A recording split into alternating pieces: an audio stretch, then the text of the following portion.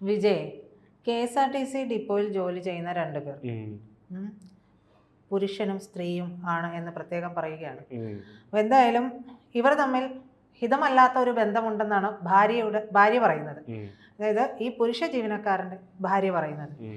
ഈ പറയുന്ന ജീവനക്കാരിയുമായിട്ടുള്ള പലതരത്തിലുള്ള വാട്സപ്പ് മെസ്സേജസ് ഒക്കെ ഭാര്യ കാണുന്നുണ്ട്. കൈയോടെ പൊക്കിയത് മാത്രമല്ല, ഇവർ നേരിട്ട് ഈ സ്ത്രീയെ ചെന്ന് കണ്ടു. ഈ സ്ത്രീയെ ചെന്ന് കണ്ടിട്ട് പറഞ്ഞു ഈ പരിപാടിയൊക്കെ ഒന്ന് നിർത്തണം എന്നൊക്കെ പറഞ്ഞു. അപ്പോൾ ഇവർ പറഞ്ഞു നടപടിയാവില്ല, ഞങ്ങൾ കല്യാണം കഴിക്കാൻ പോവാണ് എന്ന് പറഞ്ഞു. ഇതോടുകൂടി പരിഭ്രാന്തിയിലായ ആ ഭാര്യ ഗതാഗത വകുപ്പിന് പരാതി കൊടുക്കുന്നു. പരാതി കൊടുത്തപാട് ഒരു സ്ത്രീയുടെ പരാതിയാണ്. പെട്ടെന്നാണ് നടപടി. ഈ പറയുന്ന ജീവനക്കാരനെ അങ്ങ് സസ്പെൻഡ് ചെയ്തു. ഇവരുടെ ഭർത്താവിനെ, സ്ത്രീയുടെ ഭർത്താവിനെ സസ്പെൻഡ് ചെയ്തു കഴിഞ്ഞപ്പോൾ എന്ത് പറ്റി? ഈ സ്ത്രീ, അതായത് ഈ ജീവനക്കാരന്റെ ഭാര്യയാണല്ലോ പരാതി. ഈ പരാതിക്കാരിയെ കുറിച്ചുള്ള പല കഥകൾ വരാൻ തുടങ്ങി. പിന്നീട് ഇവര് എന്നിട്ട് പറയാണ് വലിയ രീതിയിലുള്ള വിമർശനങ്ങളൊക്കെ അതെ. എന്നിട്ട് പിന്നീട് ഇവര് പറയുകയാണ് എനിക്ക് എൻ്റെ ചേട്ടനെ തിരിച്ചു വേണം, എനിക്ക് എൻ്റെ ചേട്ടനെ തിരിച്ചു തരൂ, ചേട്ടാ തിരിച്ചു വരൂ എന്ന് പറയുകയാണ്. അയാൾ ഇത്രയും നാറ്റിച്ചിട്ട്. അപ്പോൾ അമ്മയെ തല്ലിയാലും 2 പക്ഷം ഉണ്ടെന്നാണ് ഞാൻ ചോദിക്കുന്നുണ്ടേ. ഇനി അവര് ഒരുമിച്ച് പോയാൽ അത് ശരിയാകും? അവർ ചെയ്തത് ശരിയാണെന്ന്, പൂർണ്ണമായും ശരിയാണെന്ന് അല്ല, ഇവര് തമ്മിൽ ആദ്യമേ ഒരുമിച്ച് പോകാൻ പറ്റുന്ന ഒരു സാഹചര്യം ഉണ്ടായിരുന്നു എന്നുള്ളതാണ് ഒന്നാമത്തെ കാര്യം. കാരണം നമ്മൾ ഇതിനകത്ത് അവരുടെ വ്യക്തിപരമായ വിഷയമാണ്, നമുക്ക് അതിൽ ഇട്ട് കിടക്കണ്ട.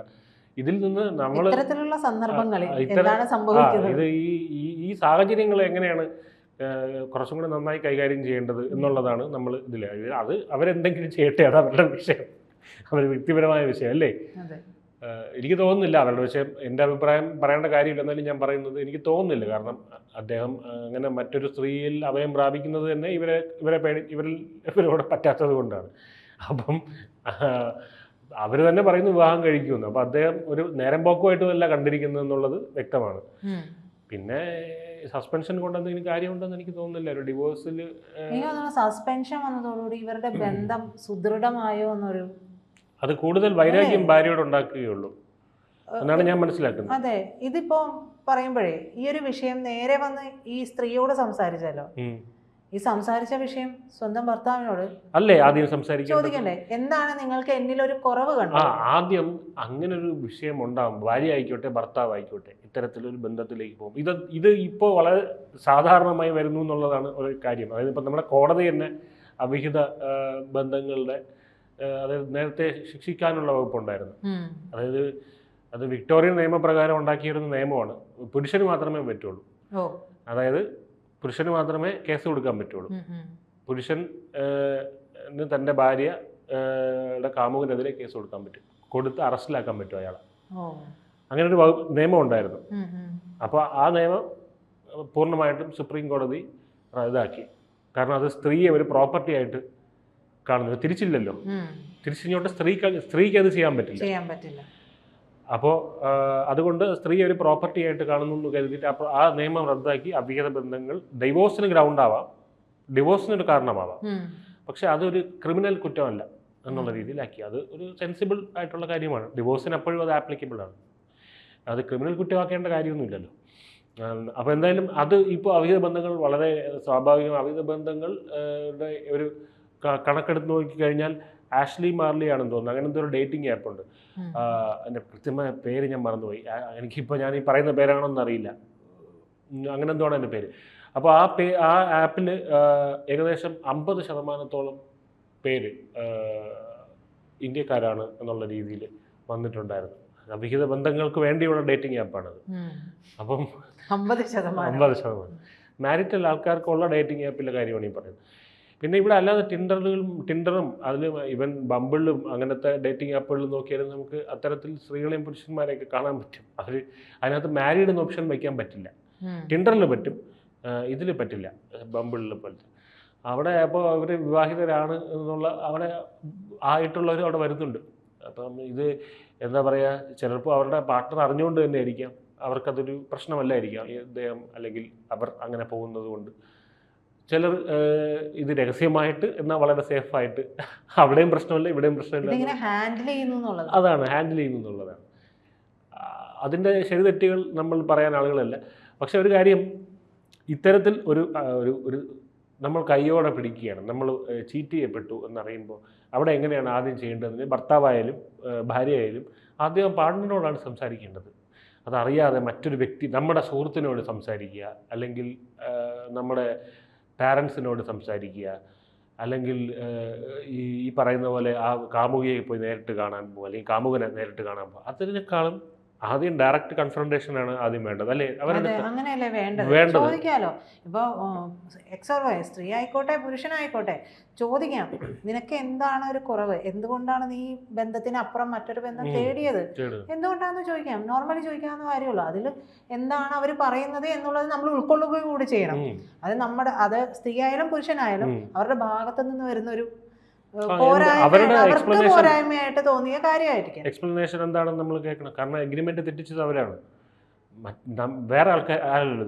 നമ്മളായിട്ടുള്ള എഗ്രിമെന്റ് തെറ്റിച്ചത്, കല്യാണം എന്ന് പറയുന്നത് എഗ്രിമെന്റ് ആണല്ലോ. ആ ഒരു എഗ്രിമെന്റ് തെറ്റിച്ചത് അവരാണ്. അപ്പൊ അത് അവരാണ് അതിൽ മറുപടി പറയേണ്ടത്. എന്നിട്ട് അത് നമുക്ക് തൃപ്തികരമല്ല എന്നുണ്ടെങ്കിൽ മാത്രമാണ് നമ്മൾ പിന്നെ അടുത്ത സ്റ്റെപ്പിലേക്ക് പോകുന്നത്. അവിടെ എനിക്ക് തോന്നുന്നില്ല ഈ വ്യക്തിയുടെ നമ്മളടുത്ത് താല്പര്യമില്ല എന്ന് പറയുന്ന, നമ്മളോട് ജീവിക്കാൻ താല്പര്യമില്ല എന്ന് പറയുമ്പോൾ ആ വ്യക്തിയുടെ കാമുകിയോ കാമുകനെ പോയി കാണേണ്ട ആവശ്യമുണ്ടോ? കാണേണ്ട ആവശ്യമുണ്ടെന്ന് നമ്മളോട് ഇയാൾ പറയാണ് നമ്മളോട് ജീവിക്കാൻ താല്പര്യമില്ല, നമ്മളെ മടുത്തു എന്ന് പറയാണ്. അങ്ങനെ ഒരു ഉത്തരമാണ് തരുന്നതെങ്കിൽ അവിടെ നമ്മൾ ആ വ്യക്തിയുടെ പാർട്ട്ണറിനെ പോയി കണ്ട് കാല് പിടിക്കേണ്ട കാര്യമുണ്ടോ? അത് പോകേണ്ട ആവശ്യമില്ല. ഇല്ല, അത് നമ്മൾ അവിടെ സെൽഫ് വർത്ത്, നമ്മുടെ എന്താ പറയാ, നമ്മുടെ ആത്മാഭിമാനം കളഞ്ഞു വിളിക്കുകയല്ലേ. അതുമല്ല, പിന്നീട് വന്നു ചേർന്നാലും ഈ ഏച്ചു കെട്ടിയ മുളച്ചിരിക്കുന്ന പറയുന്നത് അത് പിന്നീട് അത് എനിക്കറിയാം നിങ്ങൾ ഇങ്ങനെയൊക്കെയാണ്, അല്ലെങ്കിൽ എനിക്കിങ്ങനെയൊക്കെയാണെന്ന് നിനക്കറിയാം, അപ്പം എനിക്ക് ഇങ്ങനെ പറ്റുള്ളൂ, ഇങ്ങനെ വേണമെങ്കിൽ ഈ ലൈഫ് ഇങ്ങനെ മുന്നോട്ട് കൊണ്ടുപോവാം എന്നുള്ളൊരു കാര്യമല്ലേ മനസ്സിൽ പോവാം. അല്ലാതെ അതുവരെ സ്മൂത്തായി പോയിക്കൊണ്ടിരുന്നത് പോലെയുള്ള ഒരു പോക്ക് അവിടെ ഉണ്ടാവില്ല. അത് മാത്രമല്ല, ഇത് ഈ ഏറ്റവും വലിയ മണ്ടത്തരം എന്തെന്ന് പറഞ്ഞാൽ ഈ ഒരു കാര്യം, ഇപ്പോൾ നമുക്ക് ഈ ഇത്തരം വ്യക്തിപരം, അതായത് പേഴ്സണലായിട്ടുള്ള ഒരു മാരീഡ് ലൈഫിലുള്ള പേഴ്സണൽ കാര്യങ്ങൾ സുഹൃത്തുക്കളോട് ഷെയർ ചെയ്യുന്നത്, വീട്ടുകാരോട് ഷെയർ ചെയ്യുന്നത്. കാരണം അവർക്ക് നമ്മുടെ പക്ഷത്തു നിന്ന് മാത്രമേ ചിന്തിക്കാൻ പറ്റുള്ളൂ. കാരണം അവർ നമ്മുടെ മാത്രം സുഹൃത്തുക്കളാണ്, നമ്മുടെ മാത്രം വീട്ടുകാരാണ്. എൻ്റെ അമ്മയ്ക്ക് എൻ്റെ സ്ഥാനത്ത് നിന്ന് മാത്രമേ ചിന്തിക്കാൻ പറ്റുള്ളൂ, എൻ്റെ ഭാര്യയുടെ സ്ഥാനത്ത് നിന്ന് ചിന്തിക്കാൻ പറ്റില്ല. എൻ്റെ ഭാര്യയുടെ അമ്മയ്ക്ക് ഭാര്യയുടെ അമ്മയുടെ സ്ഥാനത്ത് ഭാര്യയുടെ സ്ഥാനത്ത് നിന്ന് ചിന്തിക്കാൻ പറ്റുള്ളൂ, എൻ്റെ സ്ഥാനത്ത് നിന്ന് അവർക്ക് ചിന്തിക്കാൻ പറ്റില്ല, അല്ലേ? അപ്പോൾ അവരുടെ അഭിപ്രായങ്ങൾ ഏകപക്ഷീയമായിരിക്കും. അവർക്ക് എത്ര, അല്ലേ ഞാൻ പറയുന്നത് ശരി? രണ്ട് ഭാഗത്തു നിന്നുള്ളവർ അവരവരുടെ ആളുകളെ ആയിരിക്കും. പക്ഷെ നമ്മൾ തമ്മിൽ, അതായത് ആ വ്യക്തി, ഭാര്യയും ഭർത്താവും തമ്മിലുള്ള അണ്ടർസ്റ്റാൻഡിങ് ഒരിക്കലും, അതായത് അവർക്ക് തമ്മിലുള്ള അണ്ടർസ്റ്റാൻഡിങ് ഒരിക്കലും ഇവർക്ക് മറ്റേ വ്യക്തിയെ പറ്റി കാണില്ല, അതുണ്ടാവില്ല. പക്ഷെ ചില സന്ദർഭങ്ങളിൽ നമുക്ക് ഈ പറയുന്ന രീതിയിലുള്ള ആരെങ്കിലും സംസാരിക്കുകയാണെങ്കിൽ തീർന്നു പോകാവുന്ന വിഷയങ്ങളെ ഉണ്ടാവുള്ളൂ. അല്ല, അതിന് മുന്നേ അവർ തമ്മിൽ സംസാരിച്ചിരിക്കും. അതിനു മുന്നേ തമ്മിൽ സംസാരിക്കുമ്പോൾ തന്നെ ഒരുവിധം പ്രശ്നങ്ങൾ തീരും. അവിടെ തീരുന്നില്ല. ചില കാര്യങ്ങളിലുള്ള ചില ഈഗോസ് ആവാം, ചില നിസ്സാര കാര്യങ്ങളായിരിക്കും, അത് ഊതിപ്പെരിപ്പിക്കുന്നതായിരിക്കാം. അത്തരം കാര്യങ്ങളാണെങ്കിൽ നമുക്ക് ഒരാൾ കൊണ്ട് സംസാരിച്ചാൽ ഒരു വിഷയമില്ല. ഇതിപ്പം നമ്മൾ തിരിച്ചിതിലേക്ക് തന്നെ വന്നു കഴിഞ്ഞിട്ടുണ്ടെങ്കിൽ ഈ സ്ത്രീ ഈ ജീവനക്കാരിയായിട്ടുള്ള KSRTCയിലെ ആ ജീവനക്കാരിയെ പോയി കണ്ടിട്ടാണ് പറയുന്നത്. പറഞ്ഞതിന് ശേഷം ഇവർ പരാതി കൊടുത്തു. ഇതെല്ലാം കഴിഞ്ഞ് ഈ പറയുന്ന അയാളെ, അവരുടെ ഭർത്താവിനെ സസ്പെൻഡ് ചെയ്യുന്നു. ഇതിന് ശേഷം ഈ സ്ത്രീ പോയിട്ട് നിങ്ങൾ വരൂ ഒരുമിച്ച് ജീവിക്കുക എന്ന് പറഞ്ഞു കഴിഞ്ഞിട്ടുണ്ടെങ്കിൽ അയാൾക്ക് എന്താണ് തോന്നുന്നത്? അയാൾ തിരിച്ചു വന്നാൽ അവരുടെ ജീവിതം തിരിച്ചു വരില്ല എന്നുള്ളതാണ് ഒന്നാമത്തെ കാര്യം. തിരിച്ചു വന്നാൽ അതെന്ത് തരം ജീവിതമായിരിക്കും എന്നുള്ളതും എനിക്കറിയില്ല. അത് പല രീതിയിലേക്കും മാറിപ്പോകും. ഡയമെൻഷൻസ് തന്നെ മാറിപ്പോകും. പല രീതിയിലേക്ക് അക്രമാസക്തമാവാനുള്ള സാധ്യത പോലും ഉണ്ടാവും. നമ്മൾ നേരിട്ട് ഇപ്പൊ ഇതില് വീട്ടുകാരെ തന്നെ ഇടപെടുത്തേണ്ട ആവശ്യമുണ്ടോ എന്നുള്ള കാര്യം. ഇപ്പൊ നേരിട്ട് സംസാരിക്കുക, ഒത്തുപോകാൻ പറ്റുന്നില്ലെങ്കിൽ അവിടെ ഡിവോഴ്സിനെ പറ്റി ചിന്തിക്കുക. ഡിവോഴ്സ് എന്ന് പറയുന്നത് എന്തോ വലിയ തെറ്റാണെന്നൊന്നും വിചാരിക്കേണ്ട കാര്യമൊന്നുമില്ല. അത് നമ്മളിപ്പോൾ എന്താ പറയാ, രണ്ട് വ്യക്തികൾ തമ്മിൽ ചേർന്ന് പോകുന്നില്ല. എന്താണെന്ന് വെച്ചിട്ടുണ്ടെങ്കിൽ നമ്മുടെ ഒരു പൊതുവായ ഒരു വിചാരം അനുസരിച്ച് നമ്മുടെ ഒരു രീതി അനുസരിച്ച് ബന്ധങ്ങൾക്ക് കുറച്ച് വില കൊടുക്കുന്നുണ്ട്. അപ്പോൾ ഇവിടെ എന്താ പ്രശ്നം വെച്ച് കഴിഞ്ഞാൽ ആളുകൾ ചിന്തിക്കുന്നത് അവർ ഡിവോഴ്സിനാണോ ഒരു ജീവിതത്തിന് വേണ്ടിയാണല്ലോ, ഒരു ജീവിതം മുന്നോട്ട് പോട്ടെ എന്ന് പറഞ്ഞിട്ടാണ്. പക്ഷെ പല ജീവിതങ്ങളും ഈ മുന്നോട്ട് പോകാൻ വേണ്ടി ബലി കൊടുക്കുമ്പോഴാണ് കഴിഞ്ഞ ദിവസം ഉണ്ടായ കേസ് ഇതുപോലെ കേസ് പോലും ജീവനാണ് അതിന് പകരം കൊടുക്കേണ്ടത്. ഒന്നും വേണ്ടിയിരുന്നില്ല. ഒരു വാക്ക് പറയാം, ഈ കഴിഞ്ഞു പോയ കേസുകളിലെല്ലാം തന്നെ പുരുഷന്മാർ ആത്മഹത്യ ചെയ്തിട്ടുണ്ട് കേട്ടോ, അതും പറയേണ്ടി വരും. പുരുഷൻ ആത്മഹത്യ നിരക്ക് പുരുഷന്മാർക്കാണ് കൂടുതൽ. അതെ, അതുകൊണ്ട് അതും നമ്മൾ പറയണം. അപ്പോൾ ഈ പറയുന്ന കാര്യങ്ങളെല്ലാം വേണ്ടെങ്കിൽ വേണ്ട, നീ ഇങ്ങ് തിരിച്ചു വരും. ഇപ്പം സ്ത്രീകളുടെ കാര്യം പറയുമ്പോഴാണ് ഞാൻ പറയുന്നത്, പല സ്ത്രീകളോടും പറയുന്ന ഒരു കാര്യം എന്ന് പറയുന്നത്, നീ അവിടെ സഹിച്ചു നിൽക്കുന്ന പറയാം.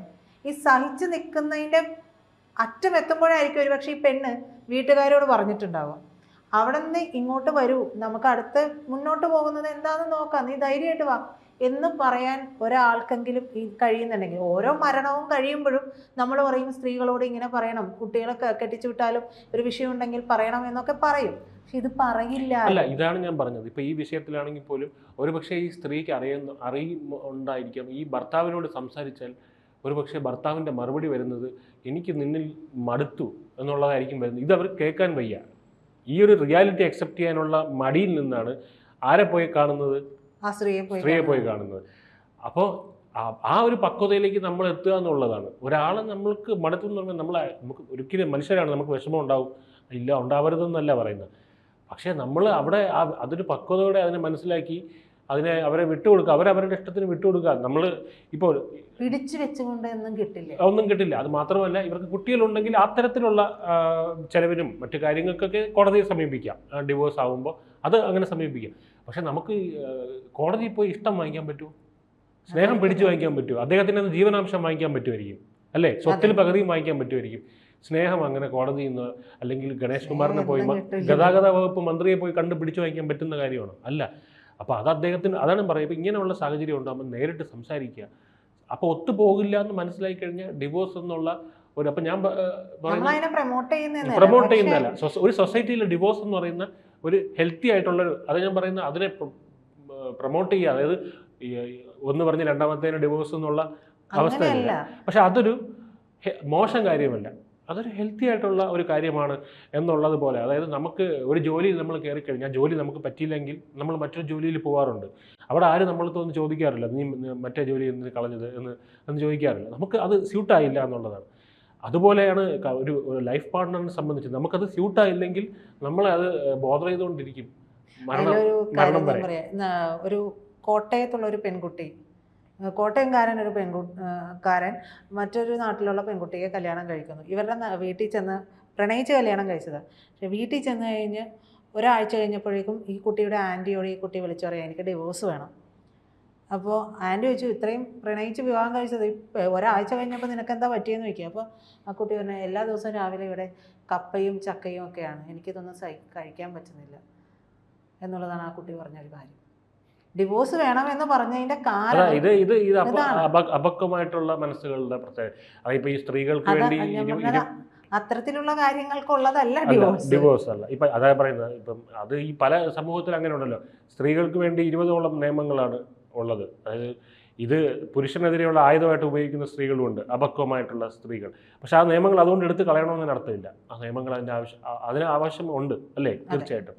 അപ്പോൾ അതുപോലെ തന്നെ ഡിവോഴ്സ് എന്ന് പറയുന്നത് ഇത്തരത്തിലുള്ള അപക്വമായിട്ടുള്ള തീരുമാനം ഇവർക്ക് തന്നെ പിന്നീട് തോന്നുന്നുണ്ടായിരിക്കാം. ഇപ്പോൾ ഈ പറഞ്ഞ ചക്കച്ചുളയ്ക്ക് വേണ്ടി ഡിവോഴ്സ് ചെയ്ത അല്ല, അവർക്ക് വേണ്ടി തന്നെ അയ്യോ ചക്കച്ചുളയേക്കാൾ ചേട്ടനായിരുന്നു കൊള്ളാമെന്നുള്ളത് എന്ന് തോന്നുമായിരിക്കും. അപ്പം പിന്നെ തോന്നുമായിരിക്കും. അല്ല, ഞാൻ പറയുന്നത് അതൊക്കെ അപക്വമായിട്ടുള്ളത്. അതല്ല, നമുക്ക് ഒത്തുപോകാൻ പറ്റുന്നില്ല എന്ന് പറയുന്ന അതിൽ അപ്പുറം വേറെ ഒരു കാര്യമില്ല. ഇപ്പം നമുക്ക് എന്താ പറയുന്ന, മാതാപിതാക്കളുമായിട്ട് പറ്റുന്നില്ല, നമ്മൾ എന്ത് ചെയ്യും? നമ്മൾ വീട് വിട്ട് ഇറങ്ങിപ്പോവും, അല്ലേ? നമ്മൾ എന്നിട്ട് അവരെ അതിനർത്ഥം അവരുമായിട്ട് ബന്ധം നശിച്ചെന്നാണോ? അല്ല, നമ്മൾ അവരെ പോയി കാണാറുണ്ട്, നമുക്ക് അവരോട് ഒരുമിച്ച് ജീവിക്കാൻ പറ്റില്ല എന്നുള്ളതാണ്, അല്ലേ? അപ്പോൾ ചില സഹോദരങ്ങൾക്ക് അങ്ങനെയുണ്ട്, തമ്മിൽ കണ്ട അടിയായിരിക്കും, പക്ഷെ അവർ തമ്മിൽ സ്നേഹം. അപ്പോൾ അവർ ഒരുമിച്ച് ജീവിക്കാൻ പാടില്ല, അടുത്തേ നിൽക്കാൻ, അടുത്ത് പോലും വീട് വെച്ച് താമസിക്കാൻ പാടില്ല. അപ്പോൾ അതുപോലെയാണ് ഇപ്പോൾ പുരുഷനും സ്ത്രീ എടുത്താൽ ചിലർ നല്ല സുഹൃത്തുക്കളായിരിക്കും അവർ, പക്ഷെ അവർ കല്യാണം കഴിച്ചു കഴിഞ്ഞാൽ വളരെ മോശം ഭാര്യയും ഭർത്താവുമായിരിക്കും.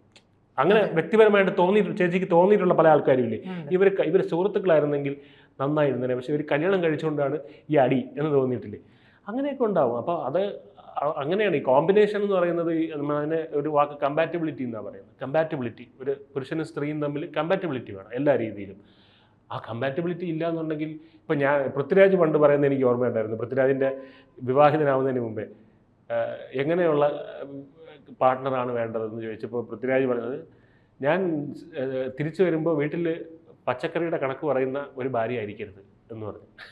എന്ന് പറഞ്ഞാൽ അത് പച്ചക്കറി കണക്ക് പറയുന്നത് മോശമൊന്നുമല്ല, അത്യാവശ്യം ബുദ്ധിയും ബോധവും ലോകവിവരമൊക്കെ ഉള്ളൊരു കുട്ടിയായിരിക്കണം എൻ്റെ ഭാര്യ എന്നുള്ളത്. അപ്പോൾ അത് അങ്ങനെ അല്ലാതെ കിട്ടുമ്പോൾ കമ്പാറ്റബിലിറ്റി ഇഷ്യൂ അവിടെ ഉണ്ട് അല്ലേ, തിരിച്ചും അതാണ്. അപ്പോൾ ഇത്തരം കാര്യങ്ങളുണ്ട്. നമുക്ക് പിന്നെ അത് നമ്മുടെ ആളാണെന്ന് തോന്നിയാലേ അവിടെ ഇതുള്ളൂ. അത് ഒരിക്കലും പിടിച്ചു വാങ്ങിക്കാൻ പറ്റുന്ന കാര്യമല്ല. അപ്പോൾ അതുകൊണ്ട് ഇത്തരം വിഷയങ്ങൾ ഉണ്ടാകുമ്പം ഇപ്പം എന്താ പറയുക, നമ്മളൊരു പഴഞ്ചൊല്ലുണ്ടല്ലോ, എന്താ വെച്ചാൽ സ്വന്തം പല്ലിൽ തോണ്ടി കുത്തി നാറ്റിക്കരുത്. അതെ, അത് നാറ്റിക്കുന്നത് പോലെയാണ് ഇത്തരം കാര്യങ്ങൾ പുറത്ത് പറഞ്ഞുകൊണ്ട് നടക്കുന്നത്. അതായത് ഇതിപ്പോൾ ഇവർ അവരുടെ ജീവിതം തന്നെയാണ് നശിപ്പിച്ചതിനപ്പുറത്തേക്ക് മറ്റൊന്നും പറയാനില്ല.